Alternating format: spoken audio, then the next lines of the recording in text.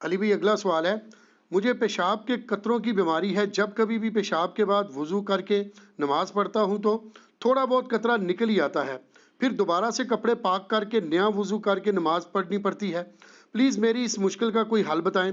مجھ جیسے کئی نوجوانوں کے ساتھ یہ مسئلہ ہے لیکن وہ سوال پوچھنے سے شرم محسوس کرتے ہیں، آپ کا جواب ان تمام نوجوانوں کے لیے بھی مفید ثابت ہوگا۔ پیشاب کرنے کے بعد استنجا کرنے کا ان کو طریقہ نہیں آتا۔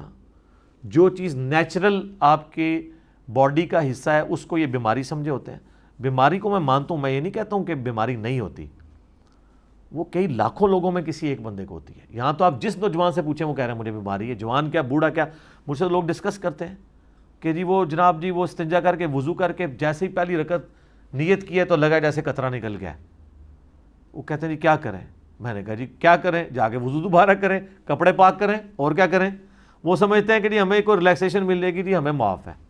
اس طرح تو معاف نہیں ہوگا، پہلے آپ کو شرعی طور پہ مریض ثابت ہونا ہوگا۔ اس کے ثابت ہونے کے لیے یہ ہوگا کہ اسی سے اگر آپ یہ کاؤنٹر کوشچن کر لیں، یہ جس طرح کورونا کا چیک کرتے ہیں نا، وہ کہ خشک کھانسی تو نہیں آ رہی، سانس تو نہیں رک رہا، آپ کو بیماری قطروں کی ٹیسٹ بتا دیں، ان سے پوچھیں یہ قطرے آپ کو اس وقت آتے ہیں جب آپ نے پیشاب نہ کیا ہوا ہو۔ یعنی ایک بندہ صبح اٹھا ہے اس کو قطرے آنے شروع ہو جائیں، وہ کہے گا نہیں جب پیشاب کر کے فارغ ہو تو پھر قطرے آتے ہیں، تو اٹ مینس کہ آپ کو استنجے کا طریقہ نہیں آتا۔ ورنہ اگر یہ قطروں کی بیماری ہو نا، جن لوگوں کو استغفر اللہ یہ ہوتی ہے، ان کا مثانہ کمزور ہوتا ہے، وہ عام حالت میں بھی ان کے قطرے نکلتے رہتے ہیں، وہ لاکھوں میں کوئی ایک ہوتا ہے۔ ان کو آپ پوچھیں تو یہ آپ کو کہیں گے ایک دو بار قطرہ آتا ہے پھر سکون ہو جاتا ہے۔ سکون اس لیے ہوتا ہے کہ وہ نیچرل آنا ہوتا ہے، وہ آپ کو نکالنا ہوگا۔ اس کو میں نے ایک مثال سے سمجھایا سائنٹیفکلی، آپ اگر اس کو سمجھ لیں، آپ کسی نل کے ساتھ کوئی ایک ربڑ کا لمبا پائپ جوڑ دیں، پیچھے سے نل کھول دیں، اس پائپ میں سے پانی نکلے گا، تھوڑی دیر بعد آپ نل کو بند کر دیں، تھوڑی دیر تو پانی نکلے گا، پھر پانی رک جائے گا کیونکہ پیچھے سے نل بند ہو گیا۔ لیکن وہ جو ربڑ کا پائپ ہے اس کی جو اندر والی دیوار ہے، ان دیواروں کے ساتھ جو پانی چپکا ہوا ہے وہ تو نہیں نکلا۔ اس کا ثبوت یہ وہ جیسے ہی آپ یوں اس کو اٹھائیں گے پائپ کو، پھر آپ دیکھیں کتنا پانی اس میں سے نکل آئے گا۔ وہ پانی کہاں سے آیا ہے؟ وہ ٹوٹی میں سے تو نہیں آیا، وہ اس کی دیواروں کے ساتھ تھا۔ اس طریقے سے پیشاب کی بھی ایک نالی ہے۔ پیشاب اگر مثانے سے لاک ہو جائے، جس طرح پیشاب آنے کے بعد نیچرلی لاک ہو جاتا ہے، تو پیشاب کی نالی کے دیواروں کے ساتھ تو پیشاب لگا ہوا ہوتا ہے، وہ تھوڑا سا ہوتا ہے، اس کو نکلنے کے لیے تھوڑا ٹائم چاہیے ہوتا ہے۔ اس کے لیے آپ کو تھوڑی دیر چہل قدمی کرنی ہوگی۔ آپ ذرا کے پی میں چلے جائیں، پٹھان لوگ جسے ہم پنجابی میں وٹوانی کہتے ہیں، عربی میں سے الاستبراء کہتے ہیں۔ ابن ماجہ میں ایک روایت بھی ہے لیکن کمزور ہے، لیکن امام ابن ماجہ نے اس کے اوپر باب باندھا ہے کہ کم از کم 3 دفعہ شرمگاہ کو جھاڑنا ہے، ٹھیک ہے۔ یہ روایت لے کے ہیں، روایت کمزور ہے لیکن اوپر امام ابن ماجہ کا باب باندھنا اس حدیث کے اوپر اس کو ایز اے ٹرم تو ثابت کرتا ہے نا، تو عملی تواتر بھی اس کے اوپر موجود ہے۔ آپ ہمارے یہ پٹھان بھائیوں کو دیکھیں، اکثر تبلیغی جماعت میں یہ پیشاب کرنے کے بعد کیا کرتے ہیں، ایک مٹی کا ڈھیلا اٹھاتے ہیں اور تھوڑی دیر چہل قدمی کرتے ہیں اور اس قطرے کا آنے کا انتظار کرتے ہیں، جو انڈر گریوٹی آنا ہی آنا ہے، کیونکہ تھوڑی دیر بعد وہ جمع ہوگا اندر، کرتے کرتے کرتے نکلے گا، ایک دم تو نہیں آئے گا، کیونکہ پلین سروس تو نہیں ہے گلاس کی طرح کی، ظاہر ہے وہ گوشت ہے۔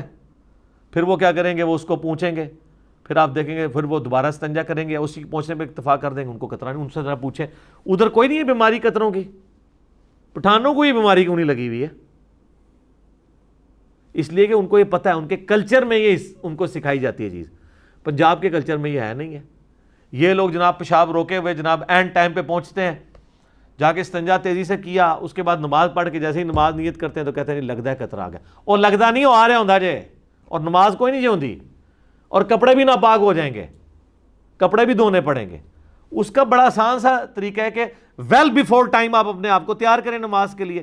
یعنی اگر ظہر کی نماز 1:30 بجے ہے تو آپ 1 بجے پیشاب کر لیں، اس کے بعد 5 یا 7 منٹ بعد ہی قطرہ آئے گا نا۔ جب وہ دوبارہ قطرہ آئے انڈر گریوٹی، تھوڑی دیر چہل قدمی کریں، وہ خود بخود آئے گا۔ جب وہ قطرہ آئے تو آپ دوبارہ سے استنجا کریں، لیکن دوبارہ استنجا کرتے وقت آپ نے پیشاب دوبارہ نہیں کرنا، ورنہ پھر آپ T0 پہ آ جائیں گے، 0 پہ، کیونکہ پھر وہ دوبارہ پروسیس شروع ہو جائے گا۔ یہ ذہن میں رکھیے گا. بعض کا سردیوں میں ایسے ہو جاتا ہے بار بار پیشاب آتا ہے, پھر آپ نے اس چیز کو دیکھنا ہے, تو وہ پھر آپ ٹھنڈے پانی سے استنجا نہ کریں, گرم سے کر لیں سردیوں کے اندر.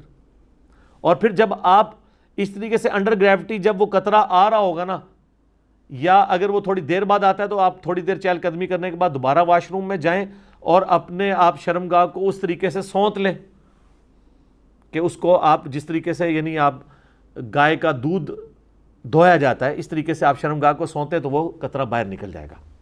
لیکن وہ فوراً نہیں, تھوڑی دیر بعد, 5-7 منٹ بعد, پھر آپ کو سکون ہو جائے گا. میں کتنے لوگوں کو, نوجوانوں کو بتایا, ان کے مسئلے حل ہو گئے, ان کو دوبارہ قطرہ نہیں آتا.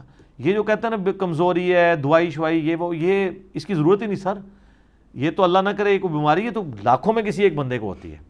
اگر کسی کو وہ بیماری ہو جائے پھر اس کے لیے یہ ہے کہ وہ ایک نماز کے لیے ایک وضو کرے گا, نیچے انڈر ویئر پہنے, انڈر ویئر میں بھی اندر جو ہے وہ رکھے ٹیشو پیپر, کیونکہ قطرہ آئے گا تو ظاہر ہے وہ ناپاک ہوگا.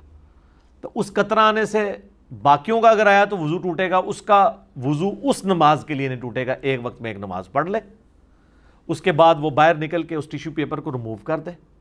جن کو مسلسل یہ مسئلہ رہتا ہے ٹیشو پیپر چینج کرتے رہیں, وہ اس طریقے سے چلاتے رہیں.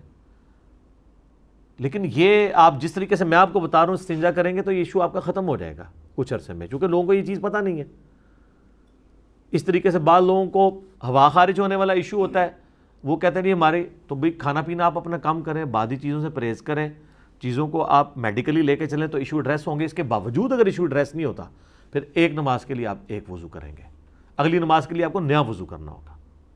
اچھا, ایک بعض لوگوں نے وہ ابو داؤد میں وہ ایک حدیث ہے نا, اس کا ایک رزلٹ غلط نکال لیتے ہیں, بلکہ بخاری مسلم میں بھی ہے کہ جب تک تم آواز نہ سنو یا بدبو نہ سنو, سونگ لو, تو اس وقت تک وضو نہیں ٹوٹے گا. یہ اس بندے کے لیے جس کو وہم ہوتا ہے کہ اس کے پیٹ کے اندر گڑبڑ ہوتی ہے, کیونکہ ابو داؤد میں اس کی ایکسپلینیشن موجود ہے کہ اگر کسی کو بیماری ہے کوئی ایسی, اس کے لیے ہے کہ پیٹ کے اندر اس کو لگ رہا ہے جیسے آواز آ رہی ہے لیکن فزیکلی نہیں ہے, تو اس کو یہ انشور کرنا ہوگا کہ جب تک آواز یا اسمیل نہ آئے.